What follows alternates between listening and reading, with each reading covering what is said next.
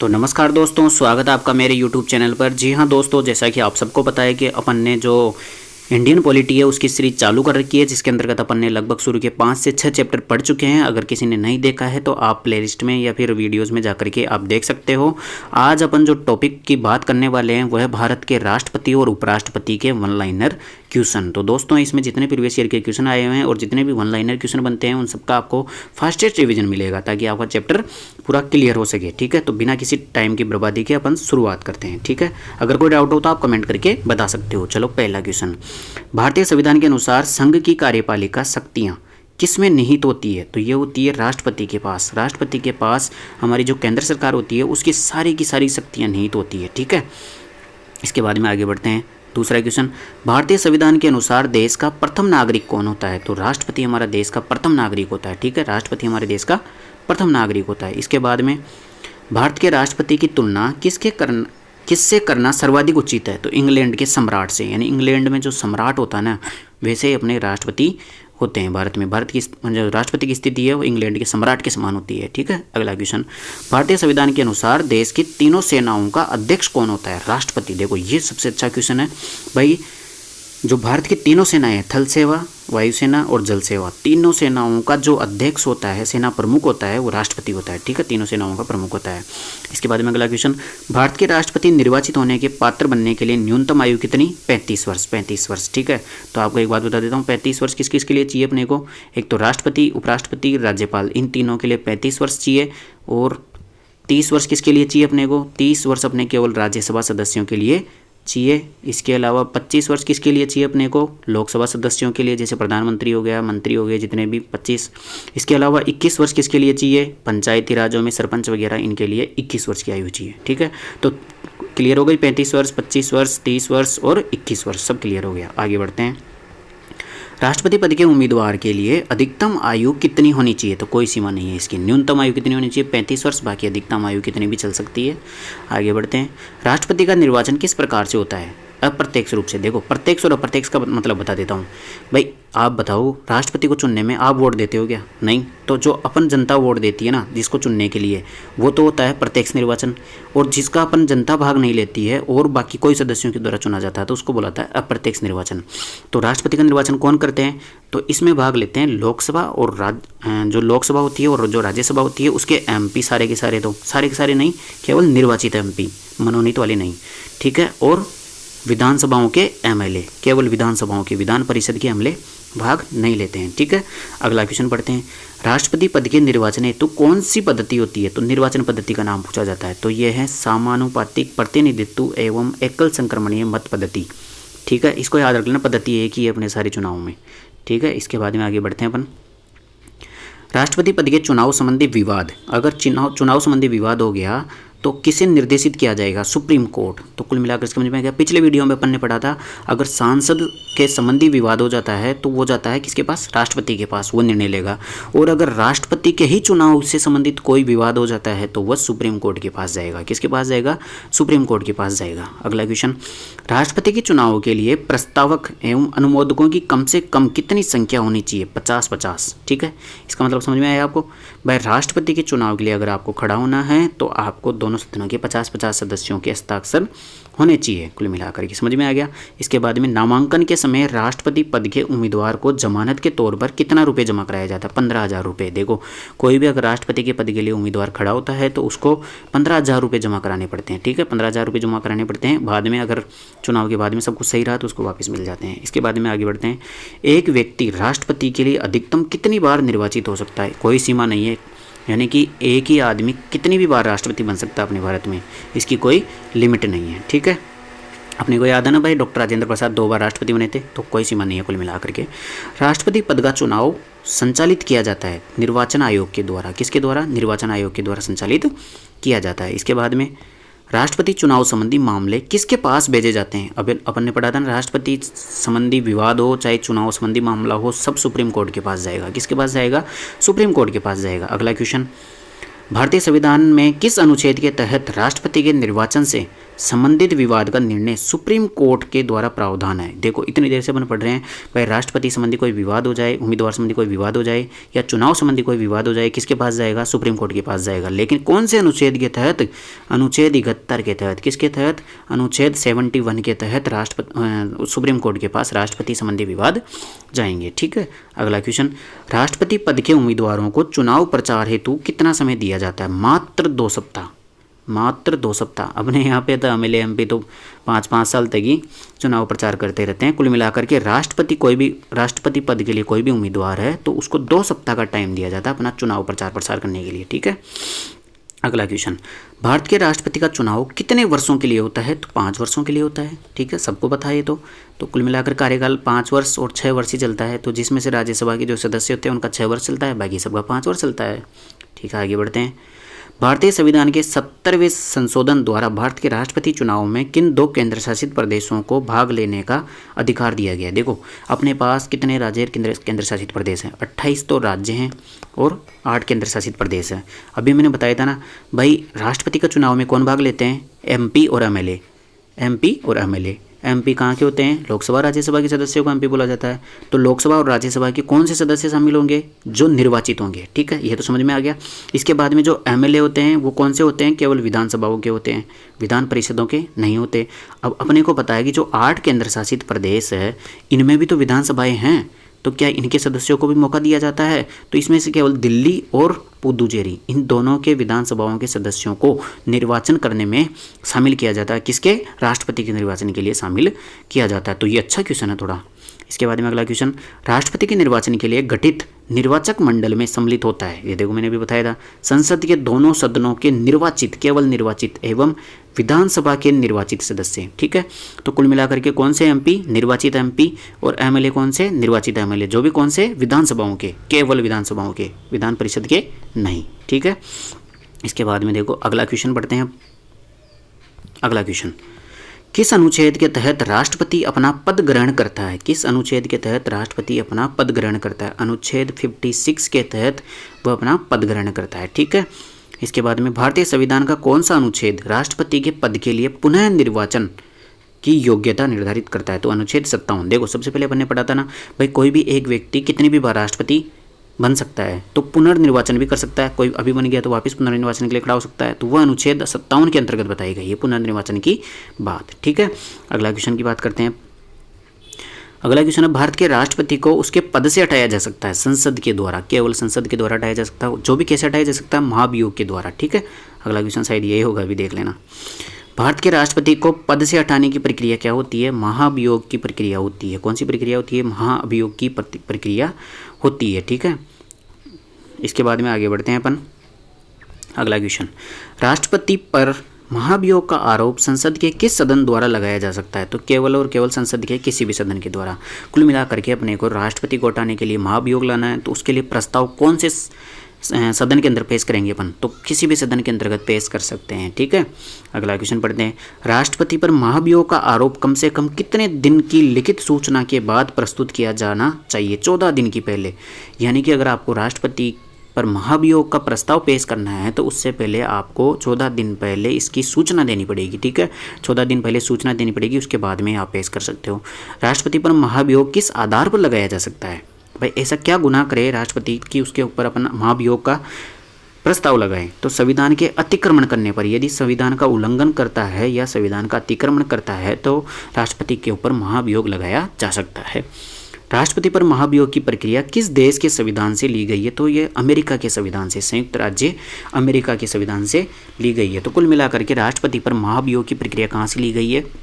America के संविधान से ली गई है। अगला क्वेश्चन, भारतीय राष्ट्रपति को किस परिस्थिति में अपने पद त्यागपत्र देना पड़ता है? महाभियोग लगने पर तभी त्यागपत्र दे सकता है, वैसे नहीं दे सकता। ठीक है। अगला क्वेश्चन, राष्ट्रपति के विरुद्ध महाभियोग का आरोप लगाकर उसे हटाने का प्रस्ताव पारित होना चाहिए सदन के 2/3 बहुमत से। सदन के 2/3 बहुमत से। देखो क्वेश्चन ढंग से पढ़ते हैं। राष्ट्रपति के विरुद्ध अपन ने महाभियोग लगा दिया, आरोप लगा दिया, इसके बाद में उसको हटाने के लिए अपने को उस प्रस्ताव को पारित करना पड़ेगा। तो वो पारित करना पड़ेगा अपने को 2/3 बहुमत से। जितने भी सदन के सदस्य हैं उनके 2/3 बहुमत से, यानी कि 66%, लगभग 66% वोट पड़ने चाहिए, तभी आप राष्ट्रपति का महाभियोग पारित कर सकते हो। ठीक है, इसके बाद में आगे बढ़ते हैं। राष्ट्रपति को कौन पद और गोपनीयता की शपथ दिलाता है, यानी कि राष्ट्रपति किसके सामने शपथ लेता है, तो मुख्य न्यायाधीश के, भारत के मुख्य न्यायाधीश कौन है, सुप्रीम कोर्ट के मुख्य न्यायाधीश के सामने शपथ लेता है। ठीक है, इसके बाद में आगे बढ़ते हैं। राष्ट्रपति संविधान के किस अनुच्छेद के तहत भारत के मुख्य न्यायाधीश के समक्ष शपथ ग्रहण करता है, तो अनुच्छेद 60 के तहत। अनुच्छेद 60 के तहत तो वो शपथ ग्रहण करता है, और अनुच्छेद 61 के तहत आप उस पर महाभियोग चला सकते हो। ठीक है, अगला क्वेश्चन। मुख्य न्यायाधीश की अनुपस्थिति में राष्ट्रपति किसके समक्ष शपथ लेता है, मान लो कि राष्ट्रपति को शपथ लेना हो और मुख्य न्यायाधीश नहीं हो उस टाइम पे, तो सर्वोच्च न्यायालय का वरिष्ठ न्यायाधीश, यानी जो सबसे बड़ा न्यायाधीश होगा सुप्रीम कोर्ट का, उसके सामने। ठीक है, तो वर्तमान में सुप्रीम कोर्ट में कितने सदस्य हैं बताओ मेरे को, 34 सदस्य हैं। ठीक है, एक मुख्य न्यायाधीश है, बाकी 33 जज है, तो इनमें से जो वरिष्ठ होगा उनके सामने ले सकता है, अगर मुख्य न्यायाधीश नहीं हो तब। ठीक है, अगला क्वेश्चन पढ़ते हैं। राष्ट्रपति अपना त्याग पत्र किसे सौंपता है, उपराष्ट्रपति को। देखो, मान लो राष्ट्रपति पर अपन ने महाभियोग नहीं लगाया, लेकिन वो खुद अपनी स्वेच्छा से त्याग पत्र देना चाहते हैं, तो वो उपराष्ट्रपति को अपना त्याग पत्र देते हैं। ठीक है, अगला क्वेश्चन। राष्ट्रपति के त्याग पत्र की सूचना उपराष्ट्रपति किसको देता है, लोकसभा अध्यक्ष को देता है। राष्ट्रपति के त्याग पत्र की सूचना किसको देता है, लोकसभा अध्यक्ष को, यानी कि जैसे राष्ट्रपति की सूचना आई उपराष्ट्रपति के पास, भाई मैं अपना त्याग पत्र देने वाला हूँ, तो उपराष्ट्रपति किसे सूचना देगा, लोकसभा अध्यक्ष को सूचना देगा। ठीक है, इसके बाद में आगे बढ़ते हैं। यदि मृत्यु, त्यागपत्र अथवा हटाए जाने की स्थिति में भारत के राष्ट्रपति का पद रिक्त हो जाए, तो उस पद का कार्यभार कौन संभालेगा, उपराष्ट्रपति।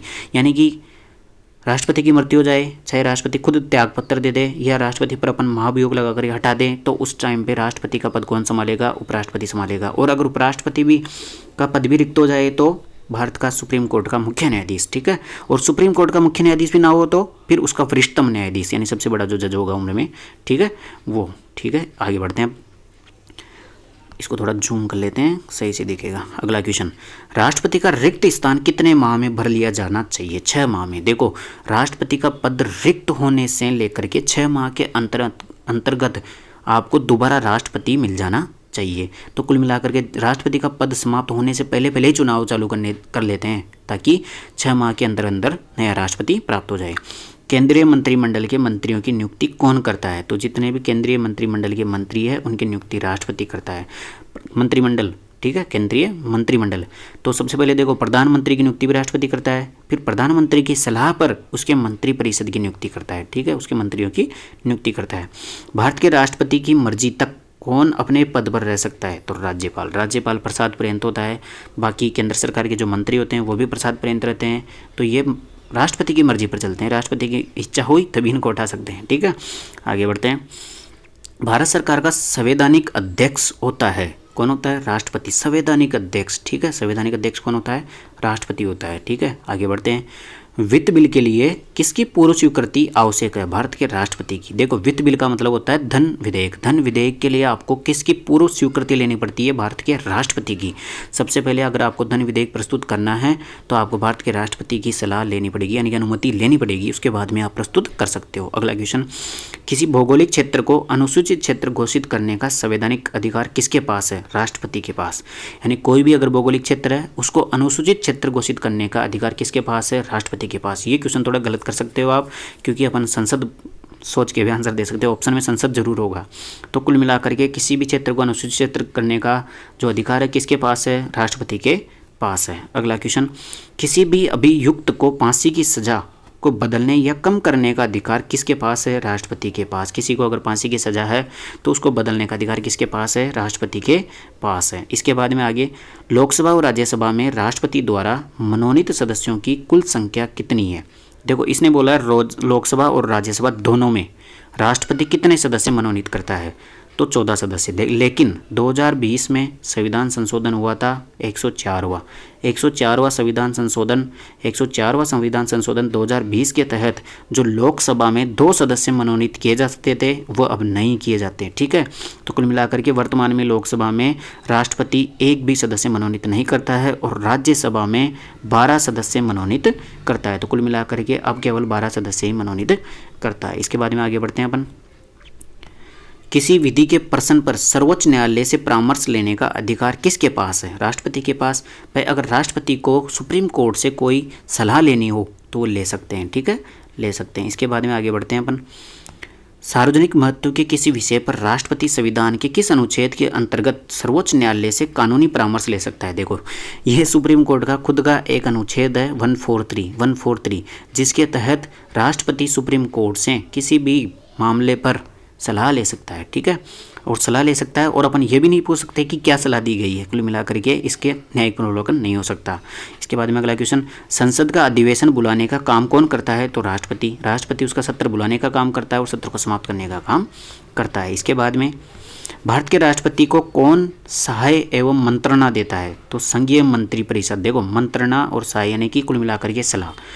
कुल मिलाकर के राष्ट्रपति की मदद करने के लिए ही मंत्री परिषद को गठन किया जाता है, मंत्री परिषद का गठन किया जाता है। इसके बाद में आगे बढ़ते हैं, विदेशों को भेजे जाने वाले विभिन्न संसदीय प्रतिनिधि मंडलों के लिए व्यक्तियों का नामांकन कौन करता है? राष्ट्रपति। कुल मिलाकर के किसी भी देश में कोई राजदूत भेजना हो या कोई दूसरा देश का राजदूत यहाँ पे आ रहा हो, उसका स्वागत करना हो, ये सब काम करते हैं राष्ट्रपति जी। ठीक है, राष्ट्रपति जी। अगला क्वेश्चन, विदेशी देशों के सभी राजदूतों का कमिश्नरों के प्रत्यय पत्र किसके द्वारा प्राप्त किए जाते हैं? वही अभी मैंने बताया था, राष्ट्रपति के द्वारा। कुल मिलाकर के राष्ट्रपति विदेशी जो राजदूत आते हैं उनका स्वागत करते हैं। इसके बाद में भारत के राष्ट्रपति किस विधेयक को पुनर्विचार के लिए नहीं लौटा सकते? धन विधेयक को। कैसे? देखो, धन विधेयक प्रस्तुत करने से पहले राष्ट्रपति की अनुमति लेनी पड़ती है। अब मान लो धन विधेयक अपन ने अनुमति लेके प्रस्तुत कर दिया, तो फिर राष्ट्रपति उसको पुनर्विचार के लिए कैसे भेज सकते हैं? ठीक है, उन्होंने खुद नहीं तो अनुमति दी थी, तो वापस पुनर्विचार के लिए नहीं भेज सकते। ये बहुत इंपॉर्टेंट क्वेश्चन था। ठीक है ना। इसके बाद में आगे बढ़ते हैं। अब देखो, देखते जाओ। पहला क्वेश्चन, यदि राष्ट्रपति द्वारा किसी विधेयक को पुनर्विचार के लिए लौटाया जाता है तो किस विटो का प्रयोग किया जाता है? यानी कि राष्ट्रपति किसी भी विधेयक को अगर पुनर्विचार के लिए लौटाना चाहता है तो उसके पास कौन सी विटो होती है? निलंबनकारी विटो होती है। कौन सी विटो होती है? निलंबनकारी विटो। कुल मिलाकर के राष्ट्रपति के पास 3 विटो होती है। अभी एक एक पढ़ते जाएंगे कौन सी विटो होती है। तो पहली होती है निलंबन विटो, जिसका निलंबनकारी विटो। निलंबनकारी विटो का उपयोग कब करेगा? जब उसको पुनर्विचार के लिए भेजना हो। ठीक है। अगला क्वेश्चन, भारत के राष्ट्रपति के पास कौन सी विटो शक्ति होती है? तो एक तो होती है पूर्ण निषेध की, एक निलंबन की और एक पॉकेट विटो की। देखो मतलब क्या होता है? पूर्ण निषेध का मतलब अस्वीकार कर देना कि मैंने तो विधेयक का स्वीकार ही नहीं किया, मना कर देना। निलंबन निषेध पुनर्विचार के लिए लौटा देना। और पॉकेट निषेध का मतलब होता है कि पॉकेट में रख लिया, जेब में रख लिया, यानी कि ना तो स्वीकार किया, ना मना किया और ना ही पुनर्विचार के लिए भेजा, और उसको जेब के अंदर रख लिया यानी पॉकेट में रख लिया, तो पॉकेट विटो होती है। ठीक है। इसके बाद में अगला क्वेश्चन, किसी संस्तुति के आधार पर भारत का राष्ट्रपति भारत की आकस्मिक निधि से धन व्यय कर सकता है? संस्तुति की जरूरत नहीं है। तो कुल मिलाकर के राष्ट्रपति कभी भी भारत की आकस्मिक निधि से धन खर्चा कर सकता है। ठीक है, इसके लिए किसी भी जरूरत नहीं है। इसके बाद में अगला क्वेश्चन, राष्ट्रपति द्वारा जारी एक अध्यादेश संसद के सत्र शुरू होने के बाद कितने समय तक रखा जा सकता है? तो 6 सप्ताह। देखो मतलब समझाता हूँ। जैसे मान लो कि संसद का सत्र नहीं है, 3 सत्र होते हैं और उस टाइम पे संसद का सत्र नहीं है और कोई ज़रूरी काम पड़ गया और कोई कानून बनाता है या फिर मान लो कि कोई आदेश देना है, तो राष्ट्रपति क्या करेगा? उस टाइम पे अध्यादेश जारी करेगा। ठीक है। वह अध्यादेश जब संसद की अगला सत्र होगा ना, उसके 6 सप्ताह तक ही मान्य रहेगा। 6 सप्ताह के बाद में वो अध्यादेश समाप्त हो जाएगा। ठीक है, समझ में आ गया। अगला क्वेश्चन पढ़ते हैं, भारत के राष्ट्रपति किस सूची विषय पर अध्यादेश जारी कर सकता है? तो संघ और समवर्ती सूची दोनों पर ही अध्यादेश जारी कर सकता है। तो सूची कितनी होती है? संघ सूची, राज्य सूची, समवर्ती सूची, 3 सूचियाँ होती है, जिसमें से संघ सूची और समवर्ती सूची, इन दोनों पर अध्यादेश जारी किया जा सकता है। अगला क्वेश्चन, भारत के राष्ट्रपति किस सूची के विषयों पर अध्यादेश जारी नहीं कर सकता? तो राज्य सूची के विषय पर अध्यादेश जारी नहीं कर सकता, क्योंकि राज्य सूची की जो राज्य सूची होती है उस पर अध्यादेश कौन जारी करता है? राज्यपाल जारी करता है। ठीक है, राज्यपाल का अधिकार होता है यहाँ पर, इस कारण से राज्य सूची पर ये अध्यादेश जारी नहीं कर सकते। अगला क्वेश्चन बात करते हैं, जब कोई विधेयक संसद द्वारा पारित हो जाता है तो राष्ट्रपति को अधिकार है कि वह उसे पुनर्विचार के लिए वापस भेज सकता है। ठीक है, कुल मिलाकर के संसद के द्वारा पारित हो गया तो राष्ट्रपति की इच्छा हो तो पुनर्विचार के लिए भेज सकते हैं। लोकसभा द्वारा पारित विधेयक राष्ट्रपति पुनर्विचार के लिए लौटाता है और लोकसभा उसे पूर्ववत पास करके राष्ट्रपति को भेज देती है, तो राष्ट्रपति विधेयक को अनुमति देना यानी बाध्यकारी होगा कुल मिलाकर के। यानी कि देखो मान लो कोई विधेयक आया और उस पर लोकसभा और राज्यसभा से पारित हो गया और राष्ट्रपति के पास पहुंचा, तो राष्ट्रपति ने एक बार उसको पुनर्विचार के लिए भेज दिया, भाई आप वापस सोच के आओ इस पर। अब मान लो वो दोबारा सोच के वापस वो विधेयक आ गया, तो इस बार राष्ट्रपति को उसको अनुमति देनी पड़ेगी, मना नहीं कर सकता, इस बार बाध्य है। ठीक है। अगला क्वेश्चन, भारत के राष्ट्रपति संसद के दोनों सदनों को प्रथम सत्र के प्रारंभ में कब संबोधित करता है? लोकसभा के लिए प्रत्येक आम चुनाव के बाद और प्रतिवर्ष। तो कुल मिलाकर के अपन बोलते हैं ना भाई, राष्ट्रपति है वो संविधान मतलब जो संसद होती है उसके अंतर्गत अपना अभिभाषण देते हैं। तो कब कब देते हैं? एक तो लोकसभा की प्रत्येक आम चुनाव के बाद, यानी कि जैसे पहला चुनाव हुआ उसके बाद में जो पहला सत्र होगा उसमें, और प्रतिवर्ष के पहले सत्र में, ठीक है। कुल मिलाकर के ऐसे याद रखो, जो अपना बजट सत्र होता है ना उसमें राष्ट्रपति जी अपना अभिभाषण देते हैं। अगला क्वेश्चन, राष्ट्रपति सुप्रीम कोर्ट के न्यायाधीशों की नियुक्ति संविधान के किस अनुच्छेद के अंतर्गत करते हैं? तो अनुच्छेद 124 के तहत सुप्रीम कोर्ट होगा कुल मिलाकर के। और सुप्रीम कोर्ट के जजों की नियुक्ति कौन करेंगे? राष्ट्रपति जी करेंगे, ठीक है। देखो राष्ट्रपति जी तो किसके सामने शपथ लेते हैं? सुप्रीम कोर्ट के मुख्य जज के सामने, और मुख्य जज की नियुक्ति कौन करते हैं? राष्ट्रपति जी करते हैं, ठीक है। अगला क्वेश्चन, किसी मृत्युदंड पाए अपराधी को समाधान करने की शक्ति किसके पास होती है? केवल और केवल राष्ट्रपति के पास। किसी को मृत्युदंड दिया गया है, भाई मृत्युदंड देना है, फांसी चढ़ानी है, तो उसको समाधान यानी कि माफ़ करने की जो पावर होती है वो केवल और केवल राष्ट्रपति के पास होती है। अप्रत्याशित खर्चों की पूर्ति के लिए कौन भारत की आकस्मिक निधि से धन निकाल सकता है? तो राष्ट्रपति, ठीक है। धन कौन निकाल सकता है? राष्ट्रपति निकाल सकता है। संविधान के किस अनुच्छेद के अंतर्गत राष्ट्रपति संघीय मंत्री परिषद की सलाह मानने के लिए बाध्य नहीं है? तो अनुच्छेद 74। देखो अनुच्छेद जो 74 है उसके अंतर्गत ये बताया गया है कि जो मंत्री परिषद है उसका गठन राष्ट्रपति को सलाह देने के लिए होगा, लेकिन उस सलाह को माने या न माने किसके पास है? किसके पास अधिकार है? राष्ट्रपति के पास, ठीक है। इसके बाद में अगला क्वेश्चन, युद्ध अथवा भारत पर आक्रमण होने की स्थिति में कौन अंतिम रूप से आक्रमणकारी के विरुद्ध युद्ध की घोषणा कर सकता है? राष्ट्रपति। यानी कि अगर किसी देश ने अपने पर आक्रमण कर दिया तो जब तक राष्ट्रपति अनुमति नहीं देता है तब तक अपन उस पर आक्रमण नहीं कर सकते, ठीक है। राष्ट्रपति की अनुमति जरूरी है। लोकसभा किसके द्वारा भंग की जा सकती है? तो प्रधानमंत्री की परामर्श से राष्ट्रपति के द्वारा। देखो सबसे पहले आपको बता दूं, लोकसभा भंग हो सकती है, राज्यसभा नहीं। और लोकसभा भंग करने के लिए कौन करेगा? राष्ट्रपति करेगा, लेकिन राष्ट्रपति तभी करेगा जब प्रधानमंत्री के परामर्श पर यानी उससे सलाह लेने के बाद ही राष्ट्रपति लोकसभा को भंग कर सकता है, ठीक है। अगला क्वेश्चन, भारत के राष्ट्रपति किस परिस्थिति में आपातकाल की उद्घोषणा कर सकता है? तो मंत्रिमंडल के लिखित सिफारिश पर। यह बहुत अच्छा क्वेश्चन है। देखो इस क्वेश्चन के अंतर्गत क्या बताया गया है कि मान लो आपातकाल लगाना है, तो आपातकाल लगाएगा तो कौन? राष्ट्रपति लगाएगा, लेकिन जब मंत्रिमंडल है ना, सारे मंत्री वो लिखित रूप में सिफारिश करेंगे ना, तभी राष्ट्रपति आपातकाल लगा सकता है, ठीक है। तो आपातकाल कब लगाएगा? जब मंत्रिमंडल की लिखित सिफारिश होगी। अगला क्वेश्चन, भारत के राष्ट्रपति संविधान के किस अनुच्छेद के अंतर्गत अध्यादेश जारी कर सकता है? तो अनुच्छेद 123 के तहत अध्यादेश जारी करने का अधिकार किसके पास होता है? राष्ट्रपति के पास होता है। इसके बाद में अगला क्वेश्चन, राष्ट्रपति को लोकसभा में किन 2 सदस्यों को मनोनीत करने का अधिकार? एंग्लो इंडियन, मैंने भी बताया था ना भाई, लोकसभा में 2020 से पहले 2 सदस्यों को मनोनीत करते थे, कौन? राष्ट्रपति जी, ठीक है। लेकिन 2020 में 104वां संविधान संशोधन के तहत इस प्रथा को समाप्त कर दी गई है। अब लोकसभा में एक भी सदस्य मनोनीत नहीं होता है। टोटल 543 जो सदस्य हैं वो सारे कौन से होते हैं? निर्वाचित होते हैं, एक भी मनोनीत नहीं होते हैं, ठीक है। अगला क्वेश्चन, राष्ट्रपति और उपराष्ट्रपति की अनुपस्थिति में कौन कार्यभार संभालेगा? तो सुप्रीम कोर्ट का मुख्य न्यायाधीश। देखो मान लो राष्ट्रपति भी नहीं हो, उपराष्ट्रपति भी नहीं हो, तब सुप्रीम कोर्ट का मुख्य न्यायाधीश। अगर ये भी नहीं हो तो सुप्रीम कोर्ट का जो वरिष्ठतम जज होगा वह राष्ट्रपति का पद संभालेगा, ठीक है। अगला क्वेश्चन, अध्यादेश जारी करने का अधिकार राष्ट्रपति कौन सा अधिकार है? विधायी अधिकार है, ठीक है। एक उसके पास कानूनी अधिकार है, ठीक है। इसके बाद में आगे बढ़ते हैं। राष्ट्रपति के चुनाव में विवाद होने पर किसकी सलाह ली जाती है? सुप्रीम कोर्ट के पास जाना पड़ता है, ये अपन ने पढ़ लिया।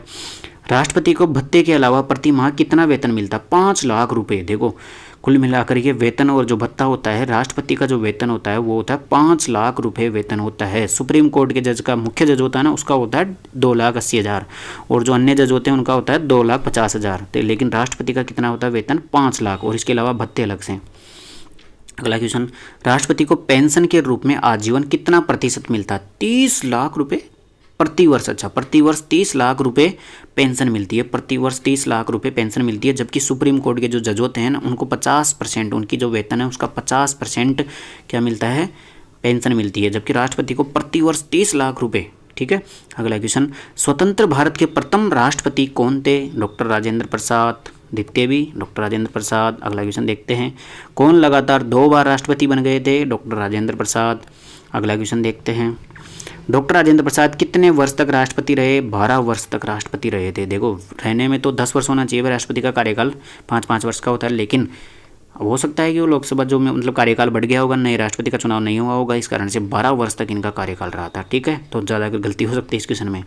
सबको ये तो पता रहता है भाई 2 बार चुने गए थे तो 10 वर्ष करेंगे। जबकि अगला क्वेश्चन, भारत के पहले राष्ट्रपति डॉक्टर, एक सेकेंड ही बाहर की आवाज़ को थोड़ा नेगलेक्ट कर दें। अगला क्वेश्चन पढ़ते हैं अपन। भारत के पहले राष्ट्रपति डॉक्टर राजेंद्र प्रसाद का चुनाव किया गया था संविधान सभा के द्वारा, यानी कि अपन ने पढ़ा था ना भाई संविधान सभा थी, उसके अध्यक्ष कौन थे? डॉक्टर राजेंद्र प्रसाद थे। तो कुल मिलाकर के जो पहले राष्ट्रपति चुने गए थे ना, वो चुनाव से नहीं चुने गए थे, राष्ट्रपति संविधान सभा के द्वारा चुने गए थे। कुल मिलाकर के संविधान सभा के द्वारा राष्ट्रपति चुने गए थे। अगला क्वेश्चन, स्वतंत्र भारत के प्रथम राष्ट्रपति डॉक्टर राजेंद्र प्रसाद किस प्रदेश से थे? बिहार के थे ये। डॉक्टर राजेंद्र प्रसाद कहाँ के थे? बिहार के रहने वाले थे। ठीक है, बिहार के रहने वाले थे। इसके बाद में आगे बढ़ते हैं। सर्वसम्मति से निर्वाचित भारत के राष्ट्रपति, यानी एक ऐसे राष्ट्रपति बताओ भारत के अब तक के जिनका बिना किसी विरोध के, निर्विरोध के, सर्वसम्मति से, सबके सहमति से निर्वाचित हुए थे, वो थे संजीव रेड्डी। संजीव रेड्डी। ठीक है, कुल मिलाकर के एक ही उम्मीदवार थे, कोई उम्मीदवार ही खड़ा नहीं हुआ था। ठीक है ना। इसके बाद में आगे बढ़ते हैं। कौन से राष्ट्रपति पूर्व में केंद्रीय गृह मंत्री रह चुके थे? ज्ञानी जैल सिंह पहले केंद्रीय गृह मंत्री रह चुके थे। इसके बाद में अगला क्वेश्चन, भारत का राष्ट्रपति चुने जाने वाले प्रथम गैर कांग्रेसी उम्मीदवार कौन थे? वीवी गिरी पहले गैर कांग्रेसी उम्मीदवार थे। इसके बाद में दूसरा अगला क्वेश्चन, भारत के प्रथम मुस्लिम राष्ट्रपति कौन थे? जाकिर हुसैन। प्रथम मुस्लिम राष्ट्रपति कौन थे? जाकिर हुसैन। इसके बाद में अगला बढ़ते हैं। भारत के किस राष्ट्रपति की मृत्यु कार्यकाल पूरा करने से पहले हो गई थी? जाकिर हुसैन। जाकिर हुसैन की कार्यकाल पूरे होने से पहले ही मृत्यु हो चुकी थी। ठीक है, मृत्यु हो गई थी। अगला क्वेश्चन, भारत का कौन राष्ट्रपति जो सदा भारतीय धर्म निरपेक्षता को सर्वधर्म स्वभाव कहता था? डॉक्टर राधाकृष्ण। डॉक्टर सर्वपल्ली राधाकृष्ण हमेशा ही किसको? धर्म निरपेक्षता को सर्वधर्म मानते थे। भाई किसी भी धर्म के साथ भेदभाव नहीं करते थे, सभी धर्मों को एक समान देखते थे। ठीक है। अगला क्वेश्चन, भारत के किस राष्ट्रपति की मृत्यु कार्यकाल पूरा करने से पूर्व हो गई थी? एक तो जाकिर हुसैन है और एक फखरुद्दीन अली अहमद है। फखरुद्दीन अली अहमद है, दो ही ऐसे राष्ट्रपति है जिनकी कार्यकाल पूरा होने से पहले मृत्यु हो गई थी, फखरुद्दीन और जाकिर हुसैन। फखरुद्दीन और जाकिर हुसैन। ठीक है। अगला क्वेश्चन, किसने उच्चतम न्यायालय के यानी सुप्रीम कोर्ट के मुख्य न्यायाधीश तथा कार्यवाहक राष्ट्रपति दोनों ही पद को सुशोभित किया? हिदायतुल्ला साहब। तो राष्ट्रपति कौन से थे? ऐसे राष्ट्रपति जिन्होंने सुप्रीम कोर्ट के मुख्य न्यायाधीश भी रहे और कार्यवाहक राष्ट्रपति का पद भी संभाला, हिदायतुल्ला साहब। और इनकी एक और खासियत है, ये पूरे 6 वर्ष तक उपराष्ट्रपति भी रहे थे। ठीक है। इसके बाद में आगे बढ़ते हैं अपन। भारत के राष्ट्रपति ने जिस एकमात्र मामले में वीटो शक्ति का प्रयोग किया था वह था भारतीय डाकघर अधिनियम। भारतीय डाकघर अधिनियम के तहत राष्ट्रपति ने अपनी वीटो पावर का इस्तेमाल किया था। अपन ने 3 प्रकार की वीटो पढ़ी थी ना अभी, उसमें से। ठीक है। उपराष्ट्रपति के निर्वाचन होता है अप्रत्यक्ष रूप से। उपराष्ट्रपति का निर्वाचन भी अप्रत्यक्ष रूप से होता है। जैसे राष्ट्रपति का होता है किसके द्वारा? एमपी और एमएलए के द्वारा। लेकिन उपराष्ट्रपति का होता है केवल और केवल एमपी के द्वारा। कौन एमपी? राज्यसभा और लोकसभा के सभी निर्वाचित और मनोनीत सभी एमपी के द्वारा उपराष्ट्रपति का प्रत्यक्ष रूप से निर्वाचन होता है। अगला क्वेश्चन, उपराष्ट्रपति पद के निर्वाचन हेतु कौन सी पद्धति बनाई जाती है? सब जगह पद्धति है कि होती है अनुपातिक प्रतिनिधित्व एवं अक्ल संक्रमणीय पद्धति। ठीक है। आगे बढ़ते हैं अपन। उपराष्ट्रपति पद के निर्वाचन हेतु उम्मीदवार की न्यूनतम आयु 35 वर्ष, मैंने बताया था। राष्ट्रपति, उपराष्ट्रपति और राज्यपाल तीनों के लिए 35 वर्ष। आगे बढ़ते हैं अपन।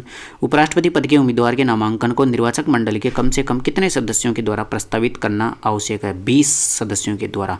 देखो, राष्ट्रपति पद पर उम्मीदवार खड़ा होने के लिए 50-50 सदस्यों का, जबकि उपराष्ट्रपति पद के लिए 20-20 सदस्यों का प्रस्तावित करना आवश्यक है। इसके बाद में अगला क्वेश्चन, नामांकन के समय उपराष्ट्रपति पद के लिए उम्मीदवार को जमानत की राशि कितनी देनी पड़ती है? तो 15,000 रुपये जमानत की राशि। राष्ट्रपति को भी 15,000, उपराष्ट्रपति को भी 15,000 रुपये की जमानत राशि देनी पड़ती है। इसके बाद में अगला क्वेश्चन, उपराष्ट्रपति पद के उम्मीदवार के नामांकन को निर्वाचक मंडल के कम से कम कितने सदस्यों का अनुमोदन प्राप्त होना आवश्यक है? वही 20 सदस्यों का भी क्वेश्चन आया था, वापस रिपीट हो गया। अगला बढ़ते हैं अपन। उपराष्ट्रपति का प्रावधान कहाँ के संविधान से लिया गया है? तो संयुक्त राज्य अमेरिका से। संयुक्त राज्य अमेरिका से। उपराष्ट्रपति पद कहाँ से आया है? संयुक्त राज्य अमेरिका से लिया गया है। उपराष्ट्रपति के निर्वाचन में निर्वाचक मंडल के सदस्य कौन होते हैं? संसद के सभी सदस्य। संसद में कौन होता है? लोकसभा और राज्यसभा के सभी सदस्य, मनोनीत और निर्वाचित, सारे के सारे सदस्य। ठीक है। आगे बढ़ते हैं अपन। कौन राष्ट्रपति के चुनाव में मतदान नहीं करते हैं परंतु उपराष्ट्रपति के चुनाव में मतदान करते हैं। तो कौन? मनोनीत सदस्य। कितने होते हैं टोटल मनोनीत सदस्य? 12 ही सदस्य मनोनीत होते हैं और 12 के 12 राज्यसभा में मनोनीत होते हैं। ये राष्ट्रपति के चुनाव में भाग नहीं लेते हैं, लेकिन उपराष्ट्रपति के चुनाव में भाग लेते हैं। अगला क्वेश्चन, उपराष्ट्रपति किसका पदेन अध्यक्ष होता है? तो राज्यसभा के पदेन अध्यक्ष होते हैं, यानी कि सभापति होते हैं। राज्यसभा के सभापति कौन होते हैं? उपराष्ट्रपति होते हैं, यानी कि उपराष्ट्रपति राज्यसभा का कोई सदस्य नहीं होता, जबकि पदेन अध्यक्ष होते हैं, यानी कि चुनाव नहीं होता, ये तो पद ही मिलता है इनको डायरेक्ट। ठीक है, अगला क्वेश्चन पढ़ते हैं। उपराष्ट्रपति पद के चुनाव संबंधी विवाद किसके पास जाएंगे? Supreme court. चाहे राष्ट्रपति हो चाहे उपराष्ट्रपति हो, दोनों के ही चुनाव संबंधी विवाद होगा तो वो सुप्रीम कोर्ट के पास जाएगा। ठीक है, अगला क्वेश्चन, उपराष्ट्रपति के चुनाव में कौन कौन मतदान करता है? तो लोकसभा और राज्यसभा के सभी सदस्य करते हैं। ठीक है, मनोनीत और निर्वाचित सभी सदस्य करते हैं, एमपी करते हैं, केवल एमएलए नहीं करते हैं। अगला क्वेश्चन, उपराष्ट्रपति के कार्यकाल की अवधि कितने वर्ष की होती है? उपराष्ट्रपति के कार्यकाल की अवधि होती है 5 वर्ष की। ठीक है, कितने वर्ष की? 5 वर्ष की होती है। अगला क्वेश्चन पढ़ते हैं। उपराष्ट्रपति को पद की गोपनीयता की शपथ कौन दिलाता है? राष्ट्रपति। देखो, राष्ट्रपति तो किसके सामने शपथ लेता है? CJI, सुप्रीम कोर्ट के मुख्य न्यायाधीश, सुप्रीम कोर्ट के मुख्य न्यायाधीश के सामने। लेकिन उपराष्ट्रपति किसके सामने शपथ लेता है? राष्ट्रपति के सामने शपथ लेता है। ठीक है, ये अच्छा क्वेश्चन है। इसके बाद में आगे बढ़ते हैं अपन। उपराष्ट्रपति अपना त्यागपत्र किसे सौंपता है? राष्ट्रपति को। देखो, राष्ट्रपति अपना त्यागपत्र किसको सौंप रहा था? उपराष्ट्रपति को। उपराष्ट्रपति अपना त्यागपत्र किसको सौंपेगा? राष्ट्रपति को। ठीक है, तो ये आपस में त्यागपत्र खेलते हैं। अगला क्वेश्चन, राज्यसभा की बैठकों का सभापति कौन होता है? उपराष्ट्रपति। अपन ने पढ़ा था भाई, पदेन अध्यक्ष होते हैं, तो सारी बैठकों की अध्यक्षता यही करेंगे। अगला क्वेश्चन, उपराष्ट्रपति को किसके समतुल्य वेतन मिलता है? लोकसभा अध्यक्ष के समतुल्य। तो कुल मिलाकर के उपराष्ट्रपति का पद भी क्या होता है? सभापति का पद होता है, तो लोकसभा अध्यक्ष के बराबर ही इनको वेतन मिलता है, पैसा मिलता है। अगला क्वेश्चन, उपराष्ट्रपति को उसके कार्यकाल की समाप्ति के पूर्व पद से हटाने का अधिकार किसके पास है? संसद के पास। किसके पास है? संसद के पास। राष्ट्रपति और उपराष्ट्रपति दोनों को ही कौन हटा सकता है? संसद हटा सकती है, लेकिन महाभियोग के द्वारा हटाई जा सकती है। ठीक है, इसके बाद में अगला क्वेश्चन पढ़ते हैं। ठीक है, अगला क्वेश्चन पढ़ते हैं। भारत के उपराष्ट्रपति को पदच्युत यानी हटाने का प्रस्ताव पारित किया जा सकता है केवल राज्यसभा में। देखो, अपन ने पढ़ा था राष्ट्रपति को हटाने के लिए तो आप दोनों सदन के अंतर्गत राष्ट्रपति को हटाने के लिए तो आप लोकसभा और राज्यसभा दोनों में ही आप प्रस्ताव पारित कर सकते हो, लेकिन उपराष्ट्रपति को हटाने के लिए केवल और केवल राज्यसभा में ही आप प्रस्ताव रख सकते हो। ठीक है, क्योंकि पदेन सभापति वहीं के होते हैं। इसके बाद में आगे बात करते हैं। भारत के उपराष्ट्रपति पर अभियोग किसके द्वारा लगाया जा सकता है? राज्यसभा के द्वारा। कुल मिलाकर के राज्यसभा में प्रस्ताव पारित किया जा सकता है, लोकसभा में नहीं किया जा सकता। उपराष्ट्रपति को भत्ते के अलावा प्रति माह कितना वेतन मिलता है? 4 लाख रुपए। देखो, अपन ने पढ़ा था भाई, राष्ट्रपति को भत्ते के अलावा 5 लाख रुपए वेतन मिलता है, और जबकि जो उपराष्ट्रपति है उनको 4 लाख रुपए। राष्ट्रपति को 5 लाख रुपए और उपराष्ट्रपति को 4 लाख रुपए। ठीक है, आगे बढ़ते हैं। भारत के उपराष्ट्रपति को कौन निकाल सकता है? तो लोकसभा के सहमति से राज्यसभा। कुल मिलाकर के राज्यसभा ही उपराष्ट्रपति को हटा सकती है, उसके लिए लोकसभा की सहमति जरूरी होती है केवल। इसके बाद में अगला क्वेश्चन, उपराष्ट्रपति अपने मत का प्रयोग करता है मतों के बराबर रहने की स्थिति में, यानी कि अगर किसी भी चीज़ पर, मामले पर विवाद चल रहा है तो मत बराबर हो गए तो फिर सभापति कौन होगा राज्यसभा का? उपराष्ट्रपति। तो फिर उपराष्ट्रपति का पद जो मत है वो माना जाएगा। ठीक है, इसके बाद में भारत के प्रथम उपराष्ट्रपति कौन थे? डॉक्टर सर्वपल्ली राधाकृष्णन। डॉक्टर सर्वपल्ली राधाकृष्णन प्रथम उपराष्ट्रपति थे, बाद में राष्ट्रपति भी बन गए थे। इसके बाद में अगला क्वेश्चन, किसने 2 पूर्ण अवधियों के लिए भारत के उपराष्ट्रपति का पद संभाला? तो वो थे डॉक्टर सर्वपल्ली राधाकृष्णन और हामिद अंसारी। तो अपन ने पढ़ा था राष्ट्रपति कौन थे जो 2 बार चुने गए थे? डॉक्टर राजेंद्र प्रसाद। और उपराष्ट्रपति कौन है जो 2 बार बने थे? राधाकृष्णन और हामिद अंसारी। सर्वपल्ली राधाकृष्णन और हामिद अंसारी 2 ऐसे उपराष्ट्रपति है जिन्होंने 2 बार कार्यकाल संभाला था। ठीक है, पूर्ण अवधि में। इसके बाद में अगला क्वेश्चन, भारत के उपराष्ट्रपति बनने के लिए डॉक्टर सर्वपल्ली राधाकृष्णन द्वारा धारित पद क्या था? सोवियत संघ के राजदूत। सोवियत संघ में राजदूत, तब ये उपराष्ट्रपति का पद धारण कर लिया था इन्होंने जब ये सोवियत संघ के राजदूत थे तब। ठीक है, अगला क्वेश्चन, किस एकमात्र उपराष्ट्रपति की मृत्यु पद पर हो गई थी? किसकी? कृष्णकांत की। अपन ने पढ़ा था राष्ट्रपति कौन कौन थे? राष्ट्रपति थे फखरुद्दीन और जाकिर हुसैन, इन दोनों की राष्ट्रपति पद पर मौत हो गई थी। और उपराष्ट्रपति के पद पर किसकी मौत हुई थी? कृष्णकांत शांत हो गए थे। ठीक है, अगला क्वेश्चन, उपराष्ट्रपति पद पर सबसे कम समय तक कौन रहा था? वीवी गिरी उपराष्ट्रपति पद पर सबसे कम समय के लिए रहे थे, राष्ट्रपति भी रहे थे ये। ठीक है, अगला क्वेश्चन, किस उपराष्ट्रपति ने राष्ट्रपति पद के लिए निर्वाचन में भाग लेने के लिए अपने पद को त्यागपत्र दिया था? देखो क्वेश्चन क्या है, देखो किस उपराष्ट्रपति ने राष्ट्रपति पद के लिए निर्वाचन में भाग लेने के लिए अपने उपराष्ट्रपति पद का त्याग पत्र दे दिया था? वीवी गिरी ने अपने उपराष्ट्रपति पद का त्याग पत्र दे दिया था, भाई मैं तो राष्ट्रपति बनूंगा, ठीक है। इस कारण से सबसे छोटा कार्यकाल भी इनका ही था उपराष्ट्रपति पद के लिए। अगला क्वेश्चन, भारतीय संविधान में किस अनुच्छेद में उपराष्ट्रपति का पद निर्धारित किया जाता है? तो कुल मिलाकर यह अनुच्छेद 63 के तहत उपराष्ट्रपति होगा। इसके बाद में राज्यसभा एवं लोकसभा, राज्यसभा को स्थायी सदन कहते हैं क्योंकि इसको विघटित नहीं किया जा सकता है, ठीक है। अगला क्वेश्चन, ये तो पढ़ लिया अपन ने। भारत में कौन संसद का स्थायी एवं उच्च सदन होता है? तो राज्यसभा स्थायी सदन, क्यों? क्योंकि इसको भंग नहीं किया जा सकता और उच्च सदन होता है, ठीक है। भारत के उपराष्ट्रपति एवं उनका कार्यकाल दे रखा है, ठीक है। कौन दो बार बने थे? अपन ने पढ़ा था भाई, एक तो सर्वपल्ली राधाकृष्णन थे और कौन थे? हामिद अंसारी 2 बार बने थे, ठीक है। इसके बाद में वर्तमान में कौन है? जगदीप धनखड़ साहब है। इसके बाद में भारत के राष्ट्रपति और उनका कार्यकाल दे रखा है। इसमें राष्ट्रपति डॉक्टर राजेंद्र प्रसाद 2 बार बने थे और पहले राष्ट्रपति भी यही थे, डॉक्टर सर्वपल्ली राधाकृष्णन है। ये कौन थे? पहले उपराष्ट्रपति रह चुके हैं। जाकिर हुसैन कौन थे? जिनका पद पर मृत्यु हो गई थी। फखरुद्दीन भी कौन है? जिनकी पद पर मृत्यु हो गई थी। संजीव रेड्डी कौन है? जिनका निर्विरोध चुनाव हुआ था। इसके अलावा अपन बात करें तो इनमें से अब्दुल कलाम अपने मिसाइल मैन है। इसके बाद में प्रथम उपराष्ट्रपति महिला उपराष्ट्रपति प्रतिभा पाटिल, प्रथम महिला राष्ट्रपति प्रतिभा पाटिल, ठीक है। इसके बाद में प्रणब मुखर्जी, रामनाथ कोविंद, द्रौपदी मुर्मू दूसरी महिला है जो राष्ट्रपति के पद पर है और पहली आदिवासी महिला है द्रौपदी मुर्मू, ठीक है। वर्तमान में राष्ट्रपति द्रौपदी मुर्मू है, ठीक है। इसके बाद में इसमें नीचे कुछ ये दे रखा है, ये तो कार्यवाहक राष्ट्रपति के पद पर रहे थे कौन? वीवी गिरी कार्यवाहक राष्ट्रपति का पद संभाला था। इसके अलावा हिदायतुल्लाह ने भी कार्यवाहक राष्ट्रपति का पद संभाला था। इसके अलावा वीडी जत्ती ने भी कार्यवाहक राष्ट्रपति। कुल मिलाकर के ऐसे कौन से राष्ट्रपति है जिन्होंने कार्यवाहक राष्ट्रपति के रूप में काम किया है? तो वो थे एक तो गिरी साहब और एक हिदायतुल्लाह साहब, ये दोनों कार्यवाहक राष्ट्रपति के रूप में काम किए थे, ठीक है। तो आज के इस वीडियो के अंतर्गत अपन ने क्या बात की है? आज के इस वीडियो के अंतर्गत अपन ने राष्ट्रपति और उपराष्ट्रपति का पूरा डिटेल में चर्चा की है, ठीक है। तो अगर आपको कुछ भी डाउट है या मैंने कुछ बोलने में गलती कर दी हो या समझाने में गलती कर दी हो तो आप कमेंट कर सकते हो, और अगर आपको कुछ पूछना हो तो भी आप कमेंट में कर सकते हो। बाकी इस वीडियो को अगर आपको पसंद आया तो लाइक कर देना और चैनल को सब्सक्राइब कर देना, ताकि अगला जो टॉपिक आएगा उसका नोटिफिकेशन आपको यूट्यूब पर प्राप्त हो जाएगा। तो इसके लिए आप चैनल को सब्सक्राइब कर देना और वीडियो को लाइक कर देना। बाकी आज के लिए इतना ही। जय हिंद, जय भारत।